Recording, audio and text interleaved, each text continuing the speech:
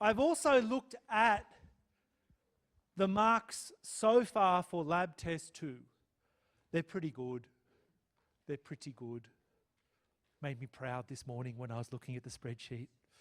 So keep it up. If you haven't done the test yet, the standard is high. You can do it. If you have done the test, you should be proud of yourself, right? Like it was really good. So there's not much more to say.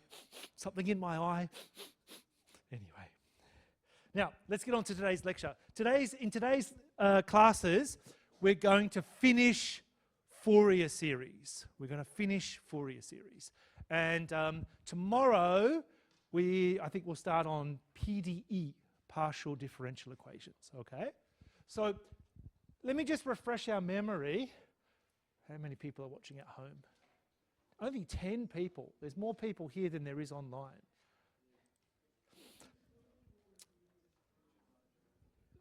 All right, so this is the general form of a Fourier series. It involves sines and cosines added together.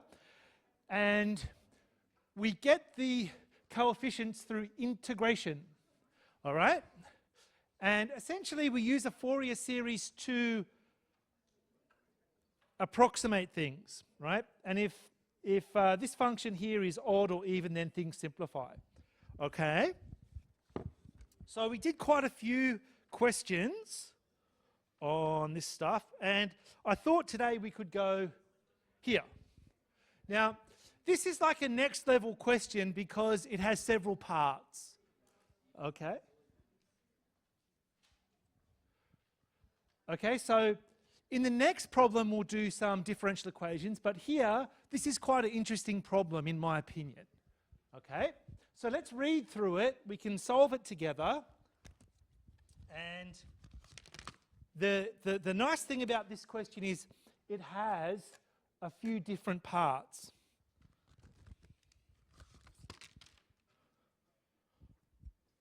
Okay, so let's have a look at the question.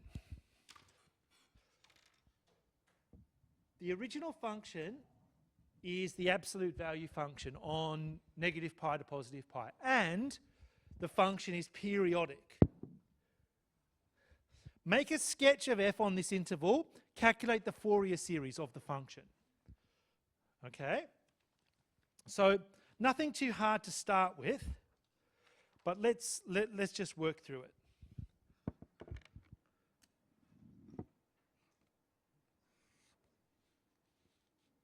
Okay. So the period is 2 pi. And between negative pi and pi, it's the absolute value function. So I would just go here. And we can have like closed dots, whatever. And it's periodic. So when I think of a periodic function, I just take a part of the graph, I copy it, move it, and paste it. Copy it, move it, and paste it, okay? So we're going to get something like this.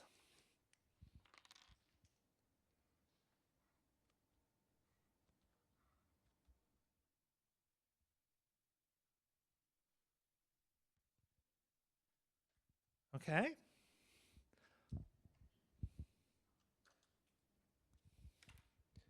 That's a reasonable sketch. Now, obviously, in the final exam, you're not going to sketch anything, but only for your own work, okay? Okay, so that was pretty easy. So if our period is 2 pi and we want to compute a Fourier series, what is the value for L, capital L? Pi, exactly. So in this case, we've got 2L equals 2 pi. So L equals half of that. Okay, so L is, for the calculations in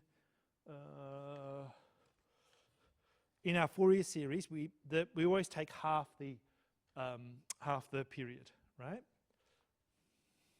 Okay, so before we get to that, who can tell me, is our orange graph, or our graph, is it odd or even? And if so, which one? It's even. Exactly, right? So if we look here,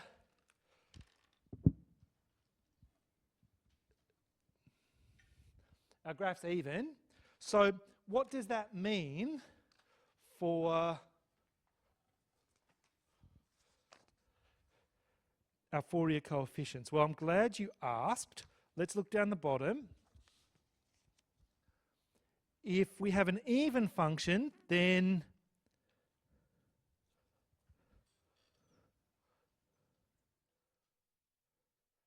the bn's are all 0.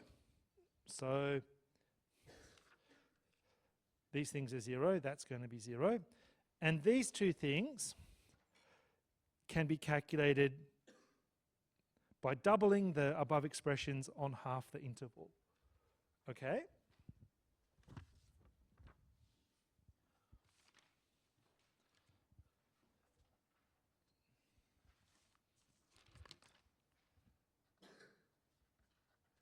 All right, the bn's are all 0.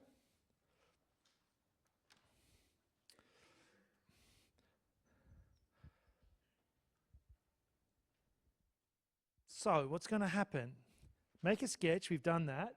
Calculate the Fourier series. All right?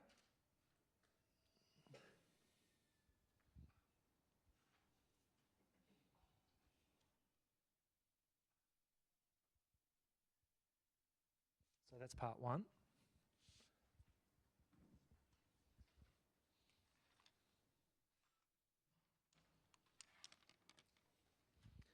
Okay. A naught, if we go up here, it's going to be this, right?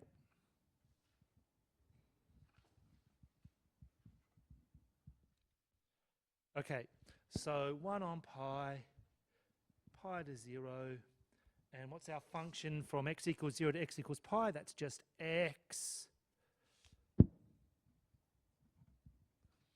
Okay?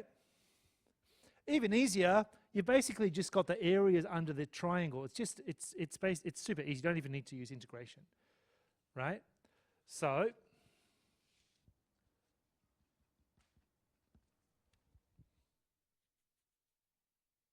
that's pretty easy, right? You can just do that using area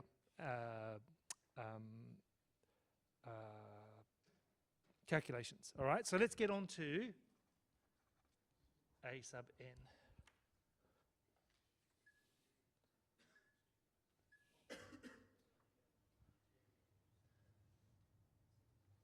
All right, so A sub n is going to be that with L equals pi and F equals x, basically.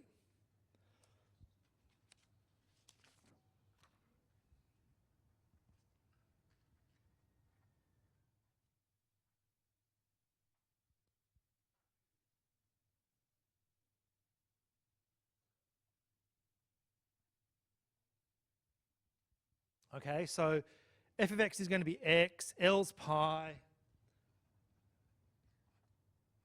Oh.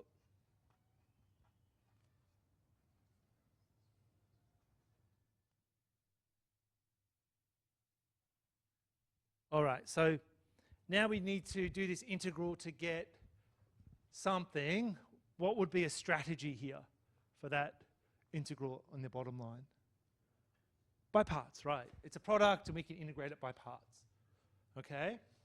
So, you know, I would let this be u and this be v dash, right?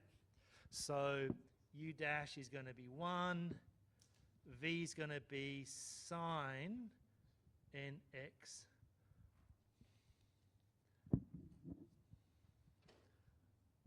times 1 on n, so we do integration by parts. And that's probably the most difficult thing to do.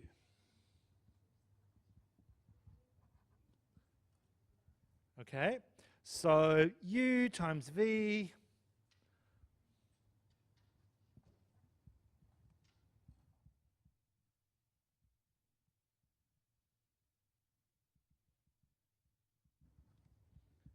minus the integral of the product that you just thought up.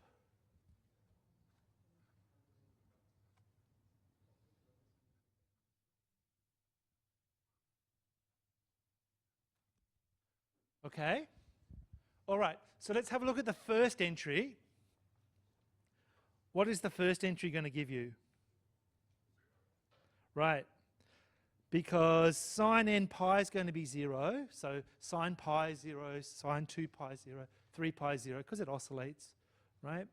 So this whole first thing is going to be 0. And when x equals 0, it's also going to be 0. Okay? So I've just really got to integrate this thing. That's going to become a negative cosine, and I'll divide again by the n squared.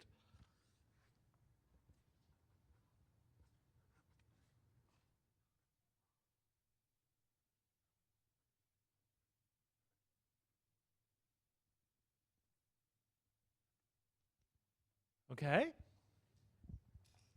All right, so now let's put in x equals pi and x equals 0 in, and we're not going to get necessarily zeros. So I'll bring this n squared out the front.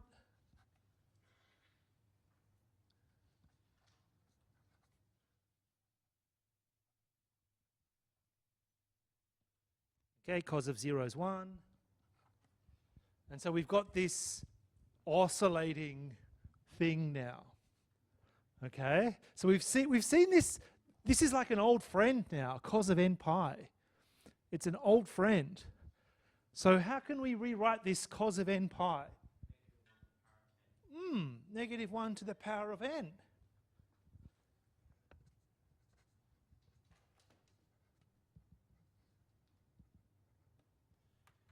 Okay, and so this square bracket, let's simplify that. If n is even, what does the square bracket? What does the square bracket? Yeah, it gives us 0. And if n is odd, what does the square bracket equal? Negative 2. Okay? So we can simplify this a little bit.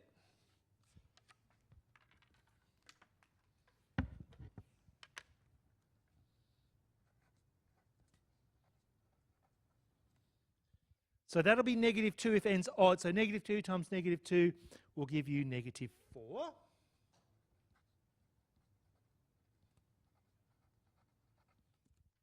Okay. So let's write out our Fourier series. We're asked to calculate the Fourier series of f. Okay. So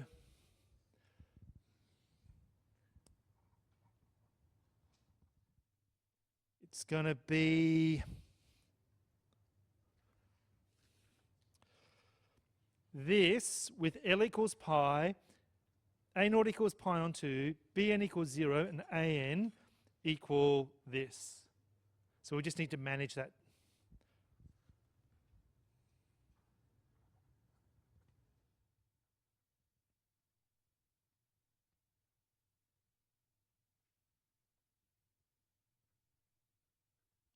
Okay, so A naught is pi on 2.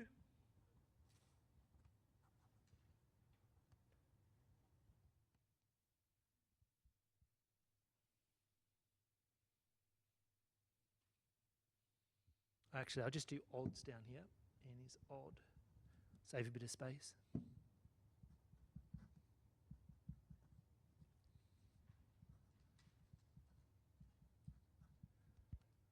Okay. Now I can write that another way by just replacing n with something that's always odd. So there's about 3 ways you can write this.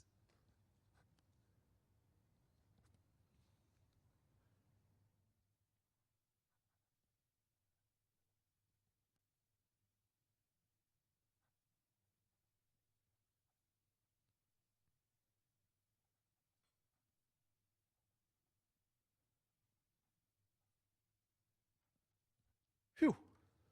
Okay, if you're ever worried about it, you can always write out the first 3 terms of the series. Okay? No matter which way you write it, you should have the same 3 terms or 4 terms or whatever at the start. Okay? Questions? What's happening at home? What's up?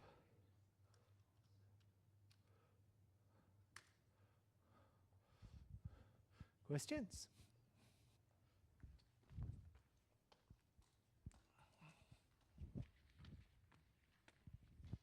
What happened to the pi in cos n pi x? The So first L term? equals pi. So when you divide by L, you're going to Okay. have the pi disappear. Okay. Yeah. Other questions? All right, so that's the standard kind of procedural thing, but let's have a look at the next part. Calculate the Fourier series, brilliant. Let G equal that, where G is periodic. Okay, by differentiating the Fourier series or otherwise, obtain the Fourier series for G. Okay, so what do you notice about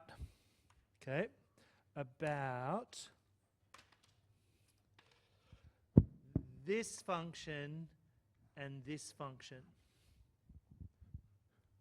What is the relationship? Nice haircut, by the way. I like it. Got your haircut, by the way. It's the derivative. Yeah. Like as long as we ignore the point x equals 0, it's the derivative, right? It's the derivative. Okay? So there's a bigger question here. Can you differentiate a Fourier series? The answer is yes, you can. Okay? Which is helpful. Okay? So what we can do here is we can differentiate the Fourier series, and because f and g are the derivatives of each other, you'll get a new series for g. No muss, no fuss. Work smarter, not harder, right? So that's the derivative of that, except at x equals 0, but who cares, right? Let's take this mess, differentiate it to get a new series, which will be the Fourier series of this function. Okay?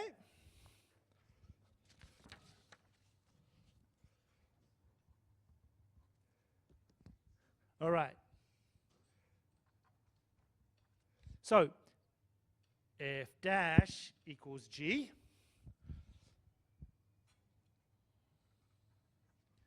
And so the Fourier series of g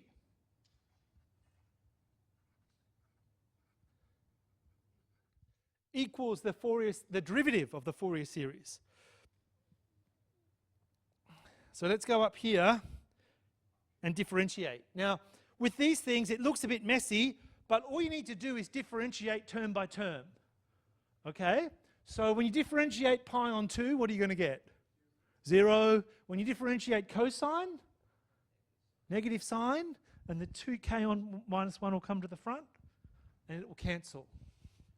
Okay? So when you differentiate, that'll become 0. Cosine will become negative sign. 2k minus 1 will come to the front and cancel with one of those. So cos goes to negative sign, that will become a positive.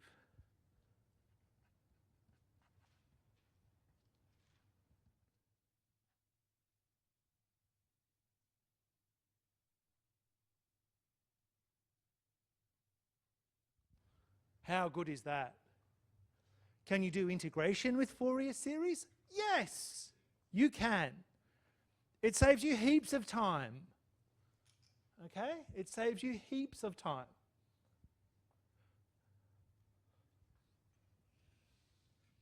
Okay? What does the Fourier series of G converge to at x equals pi? All right?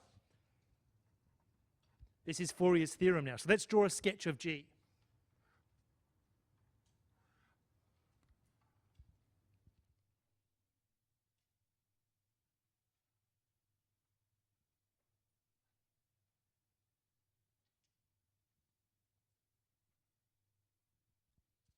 Okay, that can be a G, right? It's periodic.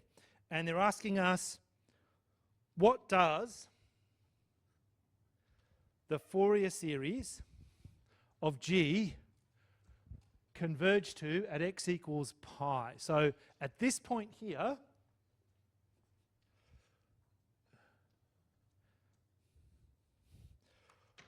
what does the Fourier series, what's the value of the Fourier series for G? Who can tell me? You don't need the fancy series, a picture's enough. 0? Okay, who said 0? Okay. Why? Basically, as x at pi, you can see the top line approaches +1, the bottom line approaches -1. So because of that discontinuity, Hang on. So we're coming in here, and the graph's headed towards 1, right? We're coming in here, and the graph's headed towards... -1. Yep. And then you just use Fourier's theorem where you take the sum of those 2 points and divide by 2, just like the average. So SG of pi equals G of pi plus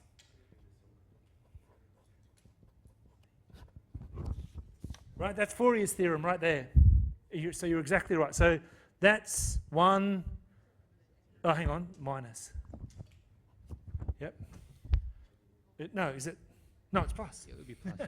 Sorry, having a moment. Okay. So that'll be 1, that'll be -1, they give you 0. Okay, perfect. So that is Fourier's theorem. If you're given a text box in your final exam, just casually say Fourier's theorem. People will respect you for that, right? The struggling graduate students will go, oh, that person knows what they're doing, give them 4 marks.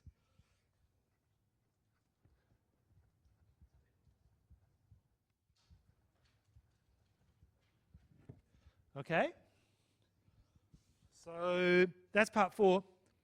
Use the Fourier series for G to obtain a series representation for pi on 4. Okay, so let's have a look at our Fourier series.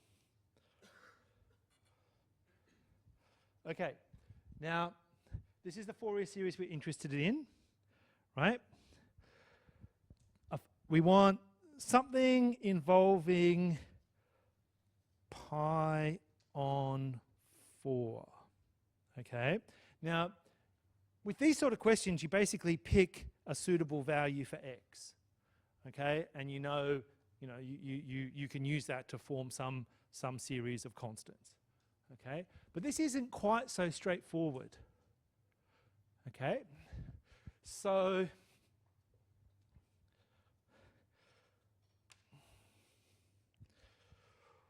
what if I told you, let's just consider, say, x equals pi on 2 here. Now, I'll show you why that works in a minute.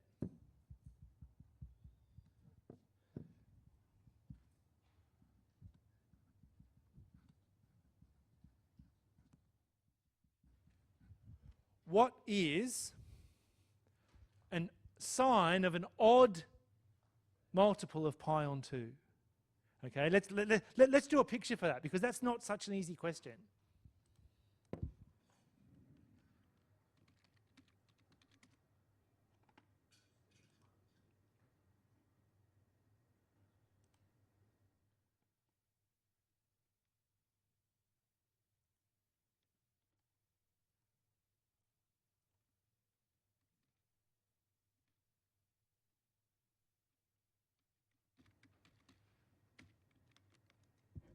Okay. So here I've got the graph of sine x times pi on 2. So imagine x is odd. So x is 1, 3, 5, 7, 9. Okay. What is the pattern? So what is the value of that graph when x equals 1? When x equals 3? When x equals 5? When x equals 7? So what's the pattern? It oscillates, right? From +1 to -1.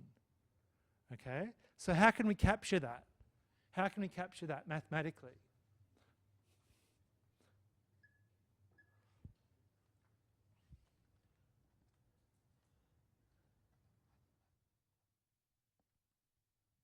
You can use that.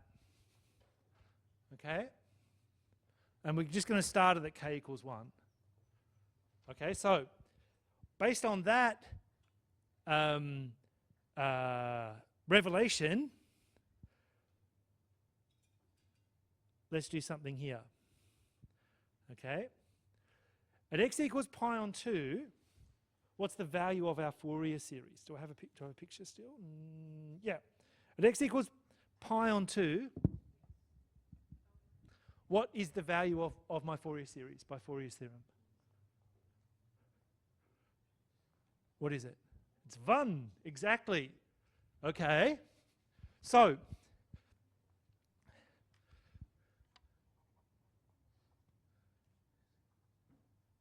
this is G, right? Okay, by Fourier's theorem. And so let's go up here and put in x equals pi on 2.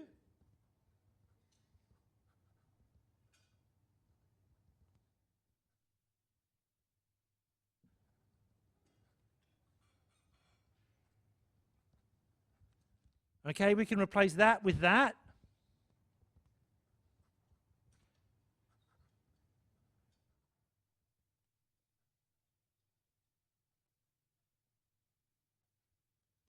Okay, so now it looks like we're simplifying it a bit.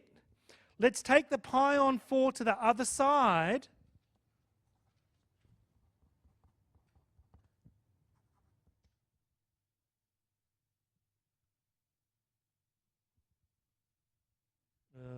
Have we got that right?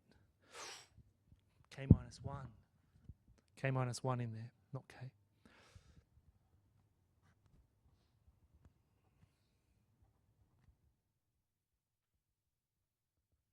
And now we have the big reveal.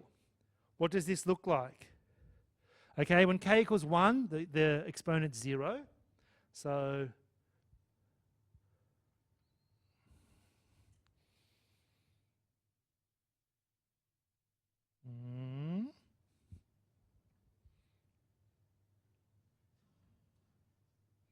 just give me a minute. Yep. When k equals 1, I'll get 1. When k equals 2, this will become negative. And this will become 3. When k equals 3, this will become positive again.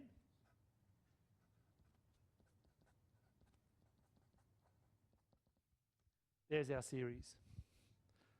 So it took a bit of work, but isn't that cute, right? People love that because it gives you a way of approximating pi. Okay? Questions? I wouldn't say that's an easy question because it's got lots of different parts. Yeah? But there's definite steps there. You know, draw a picture. Calculate the Fourier coefficients. Simplify through odd and even graphs. Then do something with the series. Differentiate it, integrate it. Then choose a point of interest. That helps you. Now you could choose other points. I'm just trying to be as simple as I can. Where did you get? Oh, never mind. Sorry. No problem. No problem. Other questions, comments, criticisms, observations. Okay, so that, I think, that pretty much sums up the basic stuff that you can do with Fourier series on its own. Okay? On its own. Questions at home? Oh, nobody replied to my comment. Come on, people. Hello? Hello? Oh. So I'm getting lots of pop-up messages about John Law, John Pork Law now. Like, you know, people are saying, oh, so-and-so's posted a new video. You interacted with them. To me, it looks like a soap opera, right? Some sort of soap opera that never gets finished, but they talk in a very serious voice, right? Hi, Kasim. Somebody still is alive at home. That's great. All right, other questions for this particular? So that's Fourier's theorem, right? Remember, odd or even functions simplify things massively. Questions? Questions. What we're doing, remember, is approximating things over an interval. Okay, that's the whole point of these things.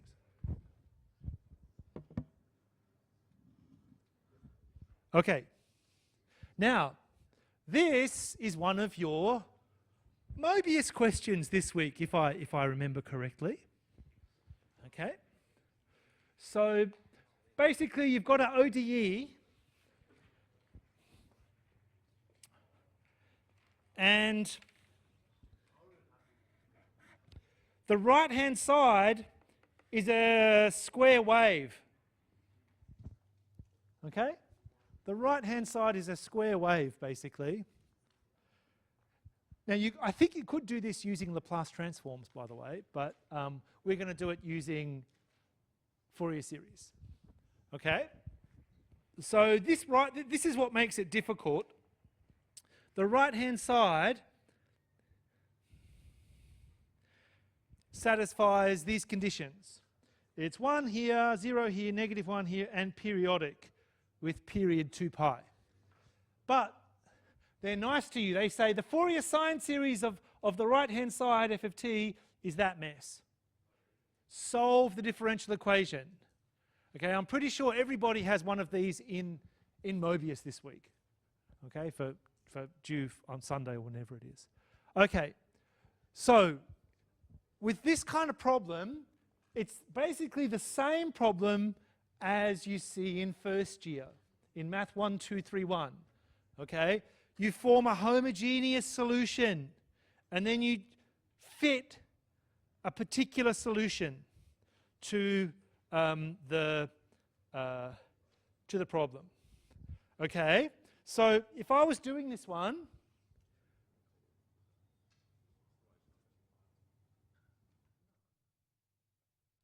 the solution to that problem is 2 parts because it's linear. There's a homogeneous part, x sub h, and a particular part that you fit. Okay? All right, so let's do the easy part first.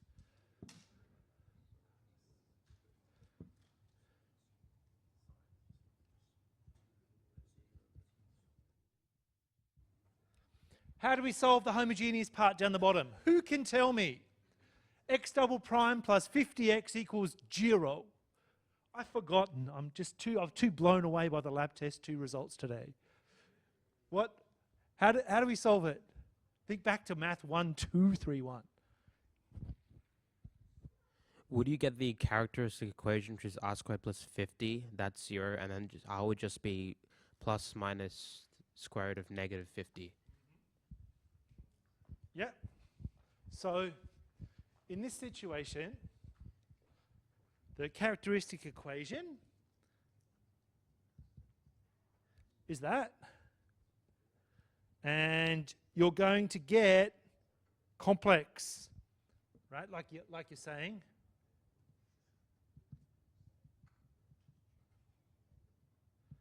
And let's write 50 as 25 times 2.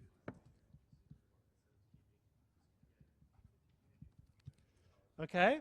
So the roots are complex numbers. So what linear combination am I looking at? Cosine and sine, exactly. Okay? So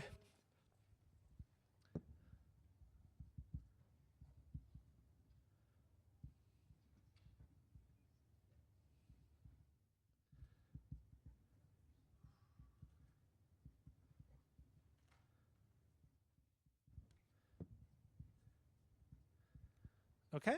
So that's the easy part of the problem. Everyone can do that. Okay? But now we have to fit a particular solution for that crazy right-hand side. Okay? So how can we do it? Well, we're given this. For that, let's set up our own series as a guess for x sub p, and then we'll work out the coefficients in a minute. Okay?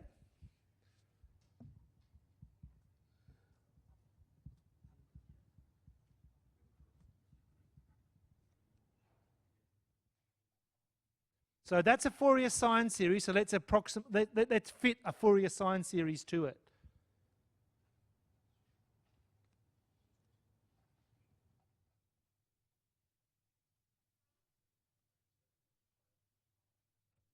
Okay? So if we can find the sequence C sub 2k minus 1, then we've solved the problem. So what do we usually do? We differentiate the bottom line once, twice, and put it into our original equation with that as the right-hand side.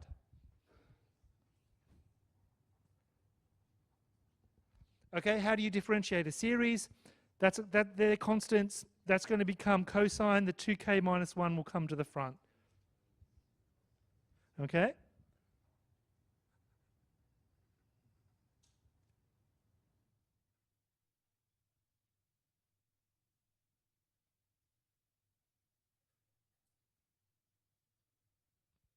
Okay, so just got to be careful with the subscripts. Let's differentiate that again and we'll sub it into our original differential equation.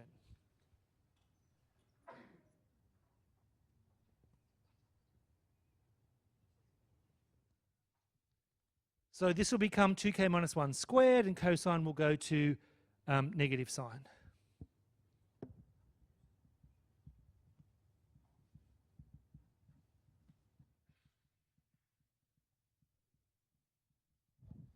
Okay, so we've got 3 bits. That bit, and that bit. We're going to put them in here with that as the right-hand side. All right, so let's call that, let's give it a name, star.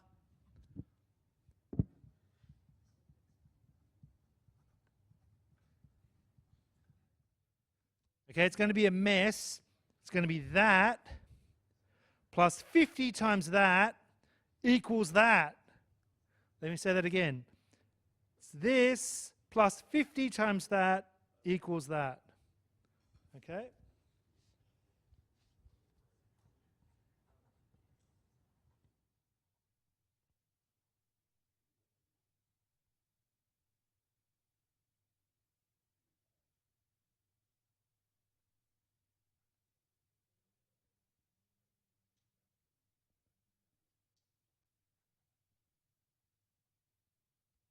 Okay, 50 times that.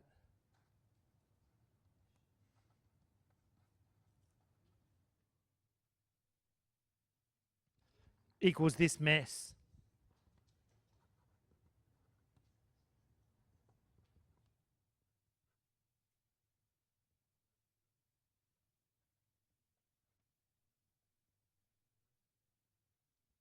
Okay. So let's think about this. What relationships do we need here for our C's? Okay? We're summing everything. We've got common factors of that, and that, and that, and that. So we can actually rearrange this to give us something good now. Okay? Forget about the summations. Right? We can actually simplify this.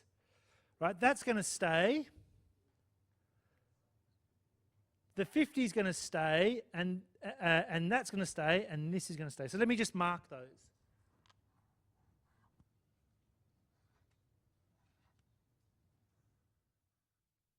You got the negative sign. Okay? So I don't care about the signs anymore because they're common factors. I don't care about the summation anymore, right? Because for these things to balance, each of the corresponding terms in the sum have to be the same. Right? So 50 minus that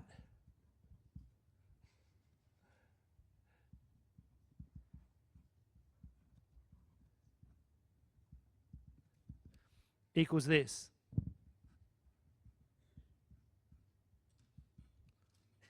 Okay? So I've just pulled out those basic things that I've circled, and now let's make C sub 2k minus 1 the subject, and we're finished.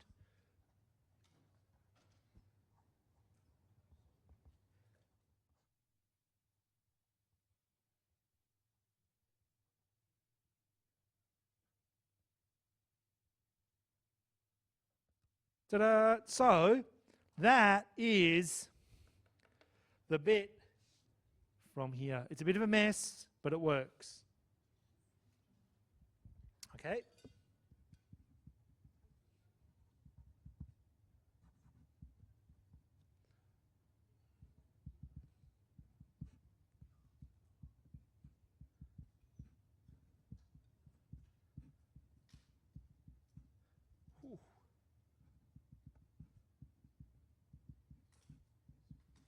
Okay, and that's our particular solution. We would add it to our homogeneous solution.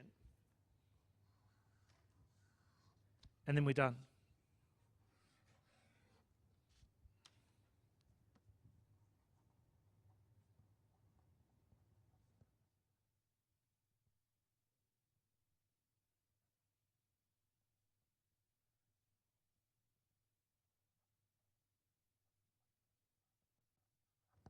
Whoa. Now, like I said, you probably could do this with Laplace transforms, but we're in the Fourier series space now, so it's okay to use Fourier series.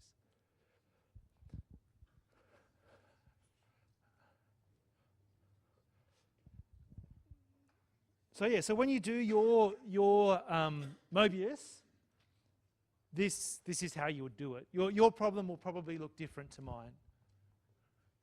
Okay, and I think the picture there, that's the solution. Okay, which looks kind of nice and smooth and friendly. Yep. So questions?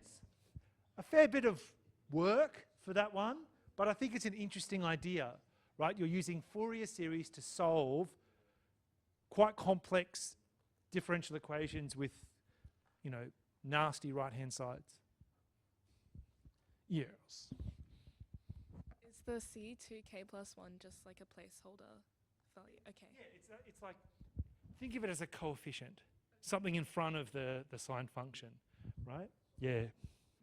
Just like in Fourier series. Other questions? Comments? Okay. Any questions at home? What's happening at home, everybody? 14 people are connected.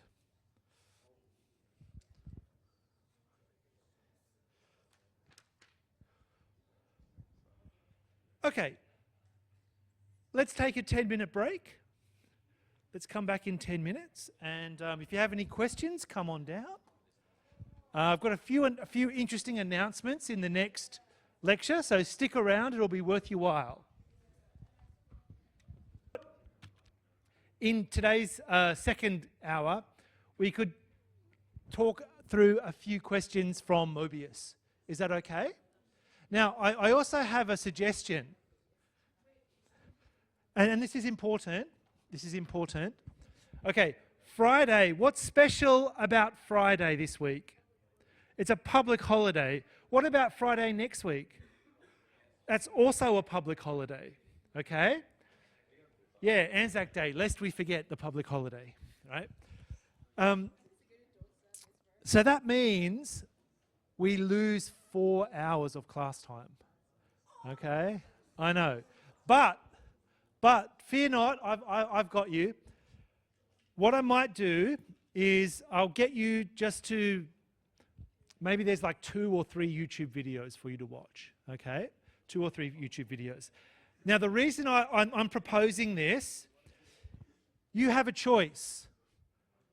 I can do all 100% revision next week for the exam, or not. So let's have a poll. If you're prepared to do a little bit of YouTube homework, I'm prepared to do 100% exam prep next week for the final exam. What do people think about this? Hang on. How long would the videos be? Oh, yeah. So we miss out on 4 hours of class, and I calculated the time for the video, right? It's 45, 45, and 20. So less than half, right? Less than, more, maybe around half. So, yeah, less than half. So it's up to you. So do we want to have a vote? Who wants revision next week for the final? Like, I'll just do the final exams. Okay? And who doesn't? It's okay? 1, 2, 3. Okay. What about people at home? Please vote. Tell me if you want. I can also split it. I can also do like 2 hours of revision and 2 hours of finishing off stuff. Okay? Maybe I'll do a poll. I'll do a doodle poll or something. Okay? What do people care? 100%. How long is two or three videos? So, yeah. So, okay. So what I'll... See, the thing is, if we do the past papers next week, we're sort of already doing revision, I guess. So that's what I would do. Anyway, we can think about it. We can think about it. Okay. All right, so let's get down and do some Fourier series questions for Mobius. Okay? So everyone would have a question like this. So what is a good strategy for a question like this where the graph is neither odd nor even? It's nod and neven. You could shift that down by 3 units so it becomes an odd, and then you just add 3 later to the final answer. Exactly. So for me, you want to work smarter, not harder. If you can shift a curve so that it becomes odd or even, that's a good thing. Okay? That's a good thing. All right. So originally,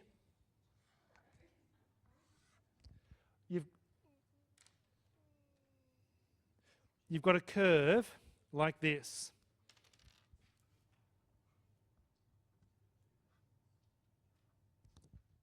And, oh, hang on. No, sorry, that's not right. That can be 1. All right, and so the midpoint between those two bits is 3.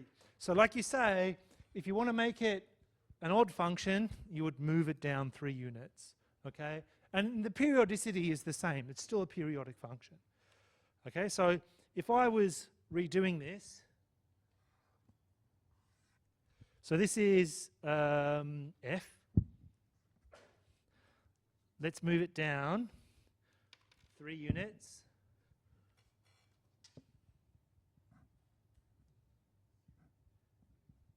Like that.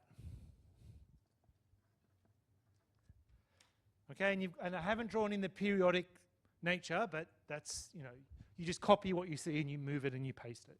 Okay? Okay, so this is between 2 and -2, right?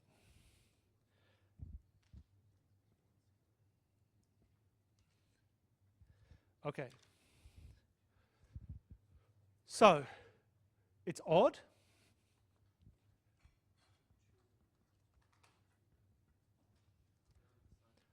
So what can we tell about our Fourier series for G? Okay. So, can I find the...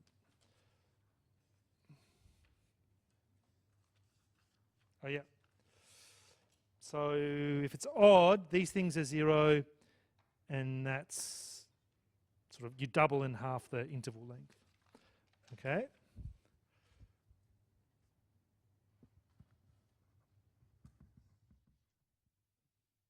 And the b ends are going to be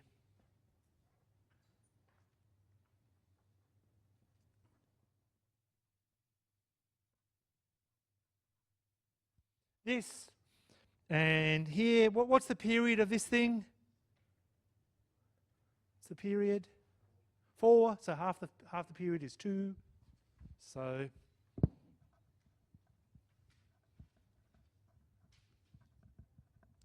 okay, so replace L with 2 in here.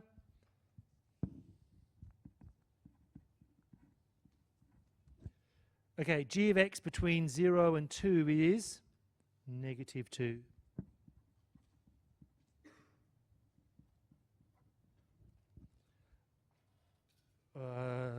Sorry. N pi x on 2. Okay, so that's n pi x on 2. N pi x on 2. All right, so the integration isn't too hard.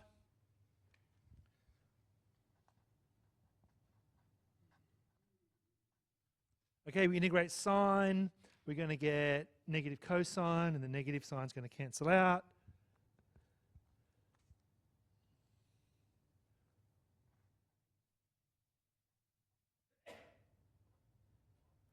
Okay, so we integrate that. If we differentiate that, you're not going to get that. So let's multiply it by 4 and divide by n pi.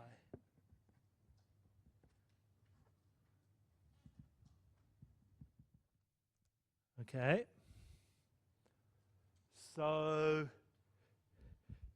if we put in x equals 2, we're going to get our old friend cosine n pi.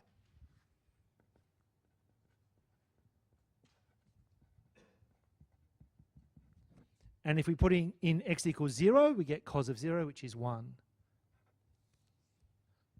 Okay. So that gives you the Fourier series for our shifted function.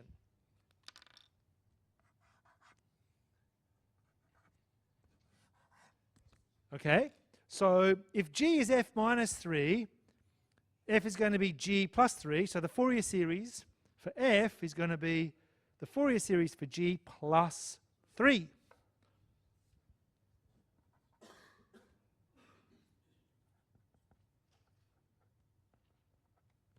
Okay, the Fourier series for f equals the Fourier series for g plus 3.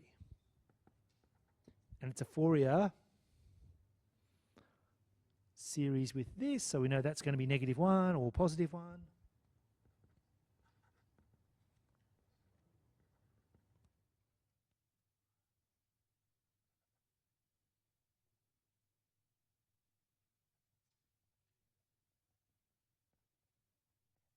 Okay, so the b end's there. Let's plug it in there and then we'll simplify.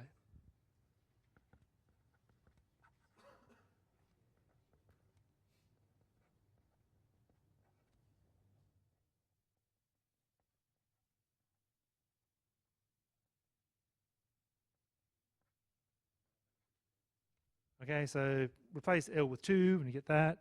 And so now it's time to simplify. So this whole mess is negative 1 to the n.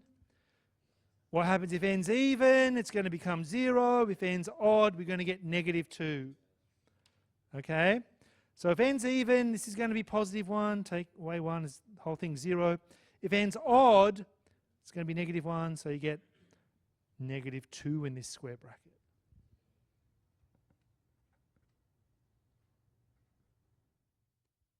Oh, we're going to get negative 2, so negative 2 times 4 is going to be negative 8.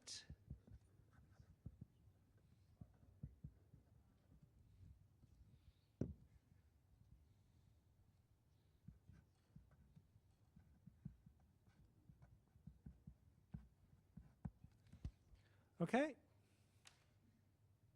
Sorry, hang on. Have I got that right? Sine, yeah. Okay.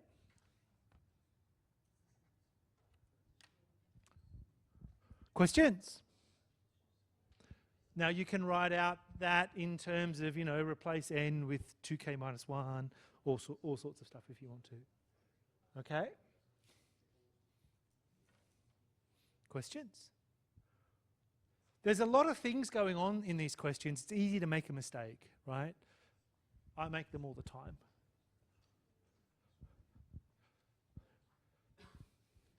And if you want to, you can write out some of the terms for your series, the first 3 terms, say, just to see what happens. Questions? Okay, see you later. Have a great afternoon.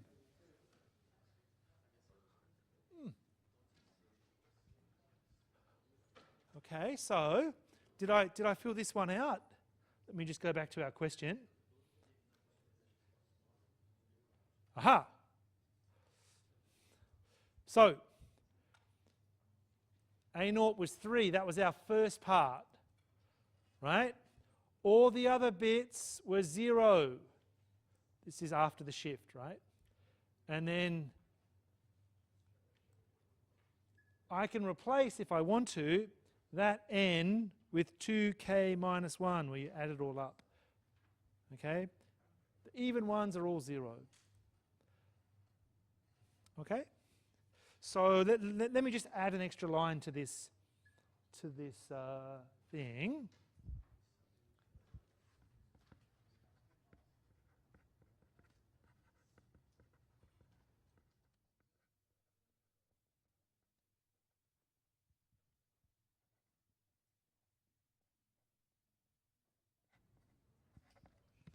Okay? So here, this is where the answer comes from, in the box down here. Okay, and the even ones are, of course, are 0. So you just got to manage through that. So let's see if that works. How did I do? Did I get it right? Feels so good. Okay, feels so good.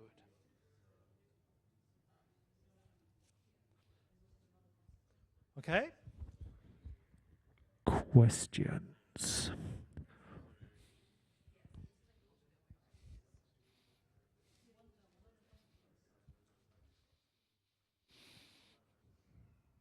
Shall we do another one? Yeah?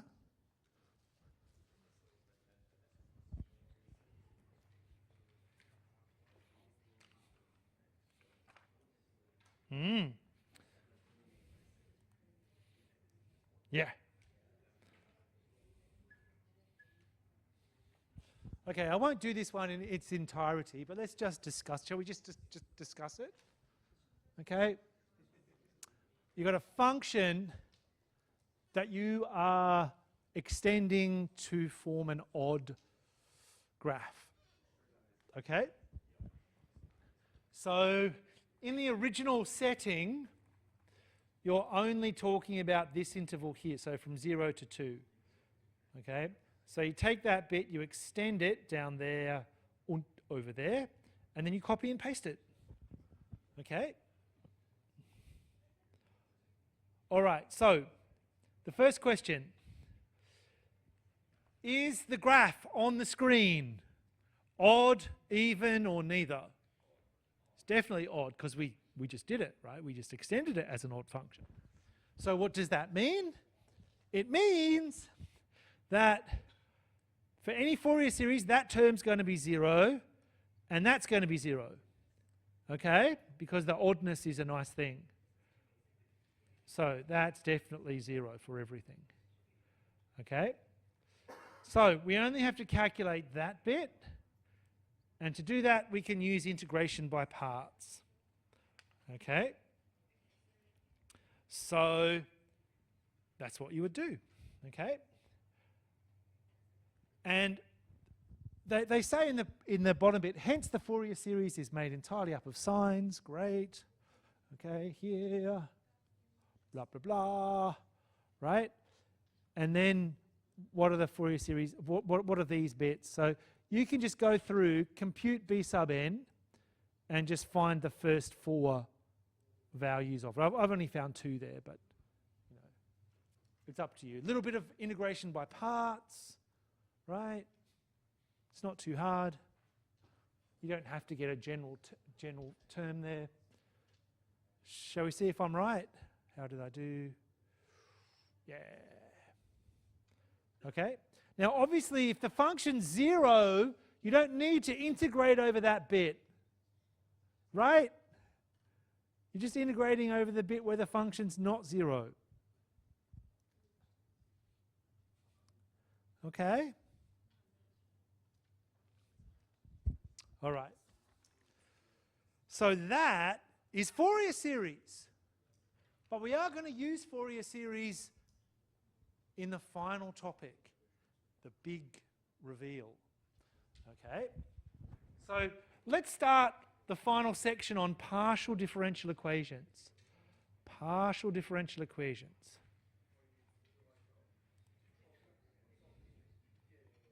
Can you believe it? Quiz 9. Quiz 9. All right. Are you ready for this? Are you ready for this?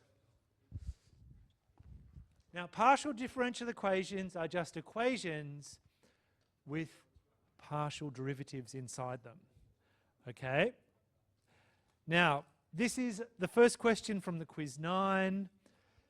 It involves a method called the D'Alembert method. Sounds like a nice cheese, right? D'Alembert. Also a French mathematician. D'Alembert. Now, this equation here is known as the wave equation. The wave equation. Not like this, more like that. Okay? So imagine you've got a string and you pluck the string and the string vibrates. Okay? Waves move in sort of opposite directions. Okay? So in this question, they're suggesting a solution to the wave equation of this form. Okay? Why's everyone going? You got a test? What's it for? What's it for? Huh? Oh yeah. Who's the lecturer? Yeah. Oh, okay. So you're engaged. I get it. No, good. Is it a big assessment? No, it's just midterm. Okay. How what percentage? 15. You can do it. You can do it. All right. See you later. So here they're saying, hey, this wave equation, we're going to suggest a solution, to be of this form. Okay, where phi and psi are some functions to calculate. Okay, so this is phi, this is psi.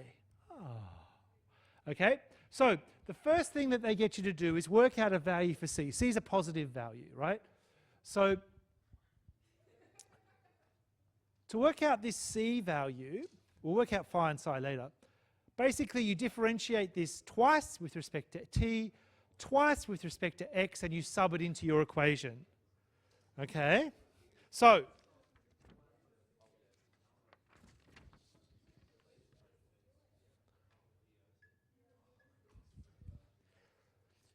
here's the wave equation. Right? It involves derivatives of an unknown function u. U depends on position and time. I've drawn a little sketch there for a snapshot of time. So imagine that's a fixed time and you've got a curve. Okay? So they're asking you to assume a solution is this plus this, where phi and psi are to be computed and c some positive number. All right. So starting from that D'Alembert solution, let's differentiate twice and sub it into the original equation. Okay? So how do you differentiate it? Use the chain rule, right? Chain rule and PDE just go together. Okay? So you differentiate twice and then you sub those two expressions, UTT, UXX, into the start equation. Okay? So let's do that. Let's find out what happens.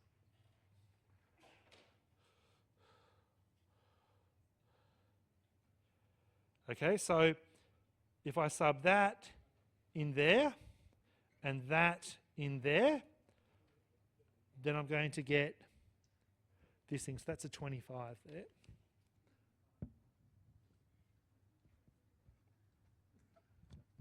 Okay.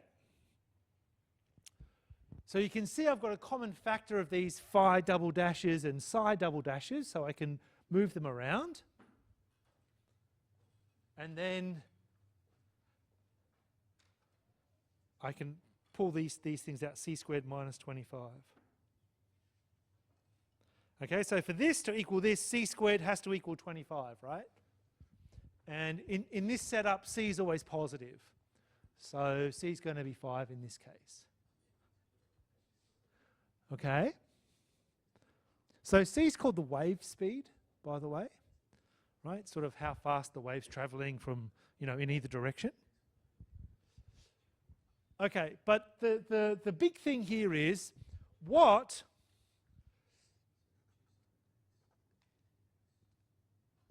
is the function phi and what is the function psi? Well, that involves a bit of extra information. Okay, all right, so let's talk about this for a second. Here's a partial differential equation. What does this mean? So we're told that it's initial conditions, but if I've got a vibrating string, right, what would you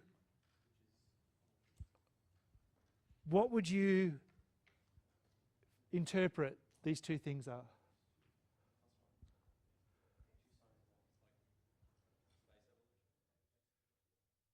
Can you say a bit more?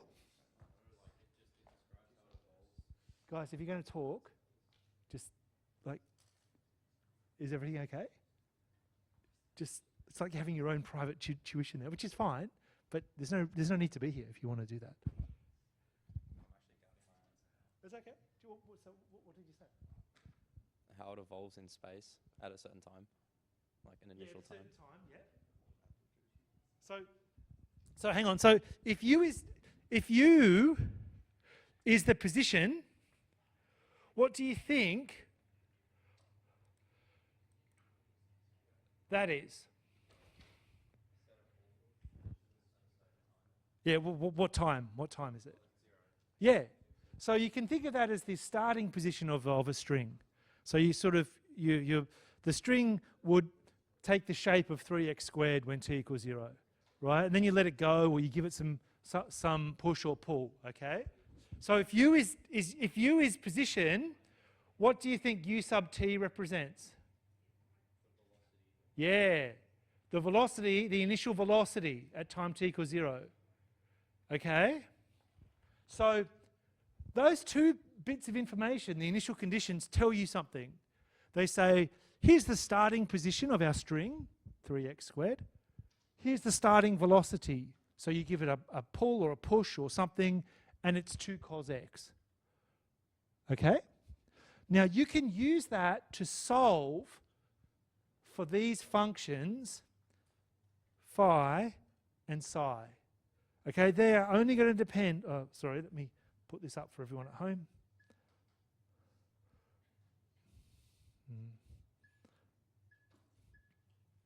So for phi and psi, this information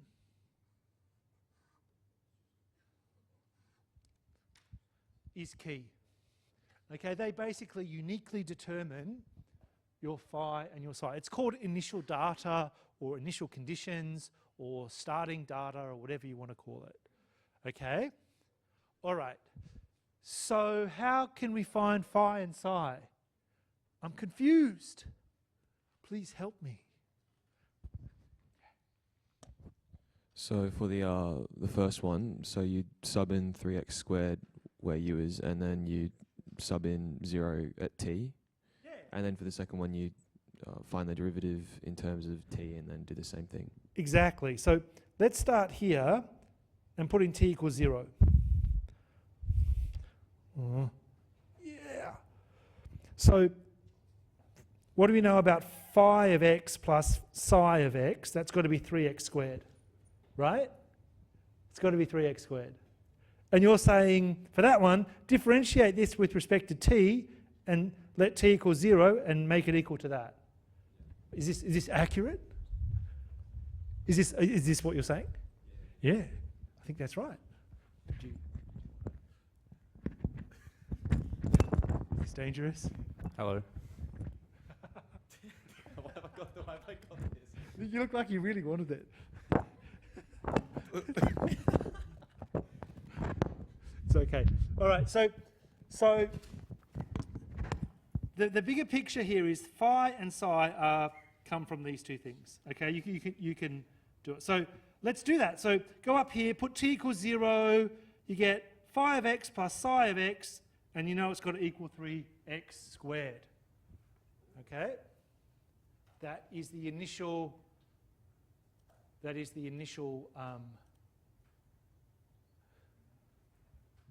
Data, okay?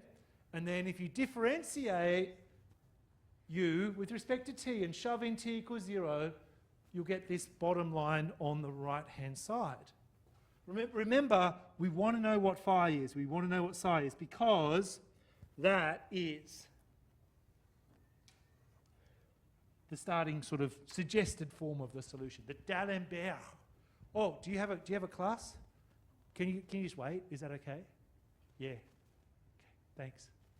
Why do people think it's okay just to come on in? You know, we're discussing, well, they're not going to contribute, so why be here? You know, maybe because it's comfier, air conditioning, I don't know. I don't know. Maybe. I wish. If only that was true, right? So, what can we do with these two equations to get phi and psi? The thing here is I've got phi and phi dash, psi and psi dash.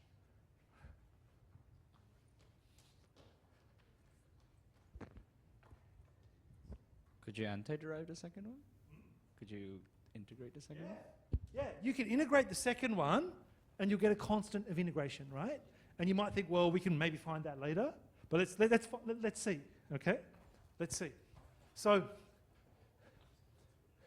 we integrate this and this. That's going to become 2 sine x, right? And then we got simultaneous equations. Okay? So I've integrated this to get that. And I've divided by 5, and then a is a constant. Okay? So I've rearranged everything to get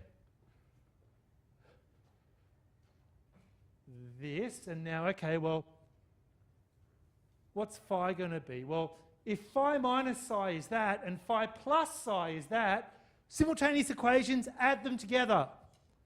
Okay, so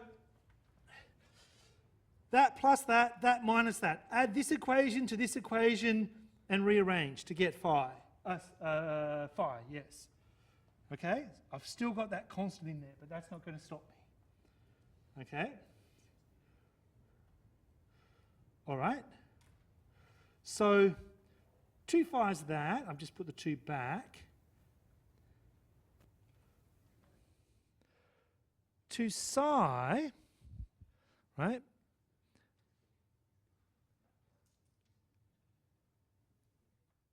Yep, just rearranging that to get psi is that, okay? So now I've got these two expressions for phi and psi, but I've still got that constant of integration there. Now, here's a question. I know it's late and we're almost finished.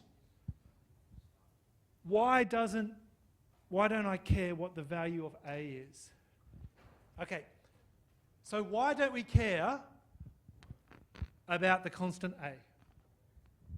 Because we know that from like our first equation that phi plus psi will give you 3x squared. That does not have a constant. So essentially your psi must have a counter like A or minus A to get rid of it pretty much. Mm-hmm. Yep, exactly. So if I take these two expressions, okay, if I take these two expressions and I add them together, right, a bit like this. That A is going to disappear, right? Okay? So people stress out about the constant of integration. It doesn't matter in a problem like this. It doesn't matter. Okay? So here's our form for you, based on c equals 5 and based on the starting point. We can get phi from that, we can get psi from that. The A will be on 2, whatever, who cares, it's going to be the same. When I put them together, the A's are going to cancel out. Okay? So, it's quite involved, but it's quite pretty because you're starting with this D'Alembert form, the double-starred equation up the top, and then you're finding the phi and the psi functions. So what does this look like? What does this look like? Okay, so let me just go into GeoGebra.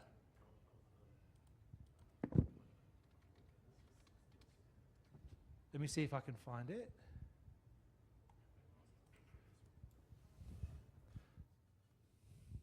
Yeah, this will do.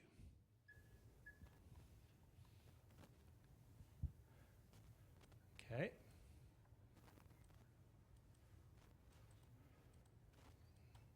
So in this situation, the x-axis is the red one, and the y-axis is like the t-axis. Okay? So basically, as you go along the green axis, so time positive, you see there's a wave going on, right? Okay, so hence the wave equation. You can sort of see, well, I'm going to have sines in my answer, and I'm going to have a bit of a polynomial as well. And as t increases, you're going to get, you know, a curve like this. So let me see if I can.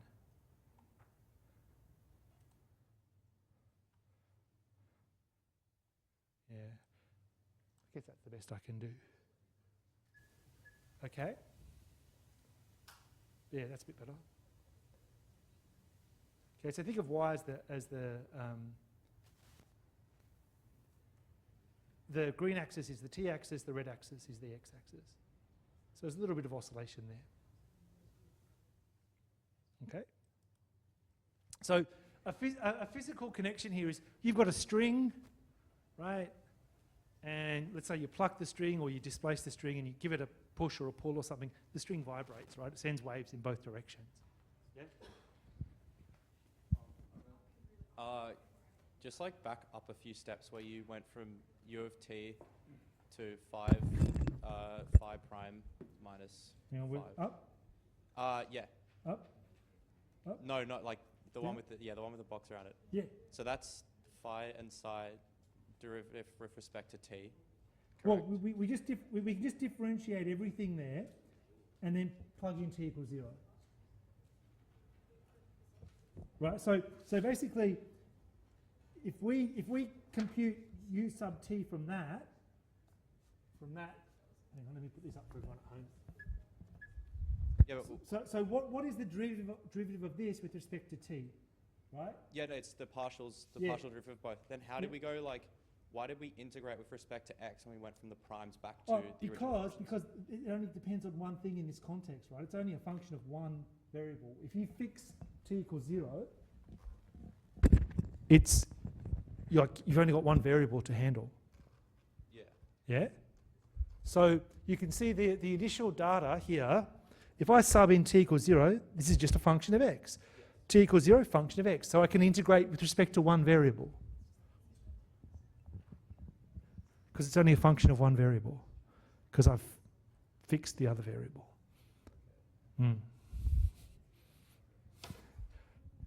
You don't seem convinced, but that's okay. No, it's fine. This, I'm telling you now, this is not easy. Right? This is not easy. Other questions? Questions at home? How many people? Oh, only 8 people. 8 people have their midterms as well. Anybody else? So this is one of your Mobius questions this week, but this is how you do it. And with many of these questions, you're basically differentiating using the chain rule and finding something, right? You're finding something. Now, I will derive some of the PDEs next week, depending on how everybody wants to play it, but this is sort of an entry-level PDEs. And it's, you know, PDEs are difficult. They're not easy. Okay. Yeah. So,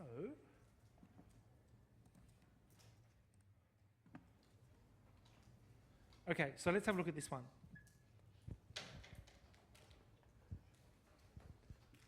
Here's another one. This is the very final weekly quiz night. Let's talk about this. I know some people haven't done their lab test 2 yet, and so, you know, they're not too engaged. That's fine. This is a lot like D'Alembert's solution, okay? D'Alembert. So you want to find the value of lambda 1 and lambda 2 such that this is a solution, right? So up here, what's going on up here? You've got second order, second order, second order. Okay? So what do you think you would do with this thing and the partial differential equation on the second line? What would you do? What, like, yeah. So what would you do to the highlighted thing? Yeah, so in the equation below, so u of xy would just be replaced by f of x plus lambda y. And then, yeah, you just differentiate with respect to x. And then when you differentiate with respect to y, the lambda comes out, and that way you can just solve whatever value it is. So this one is pretty much very similar to the one that we just solved. It's just that the PDE is more difficult, right? So let's say I wanted to compute that for that. What rule would I use if I wanted to differentiate this bad boy? Chain rule. Chain rule. Yep. You don't have to do it. You just write down the answer. But if you want to justify it, it's the chain rule. Okay? So you would do that. You would get an expression there involving big F, double dash, and lambda, or whatever. Same here, same here. For that to add up to lambda, at 0, the lambda must have special values. That's how you get the 2 values of lambda. Okay? And then, phi and psi and some initial conditions. Are you noticing a pattern here? Are you noticing a pattern? Right? That highlighted data means you can compute phi and psi functions. Phi and psi. Okay? So it's basically the same question as the previous one, just with a few extra bits. Okay? So it's not difficult. You just need to work your way through it. Okay? All right. So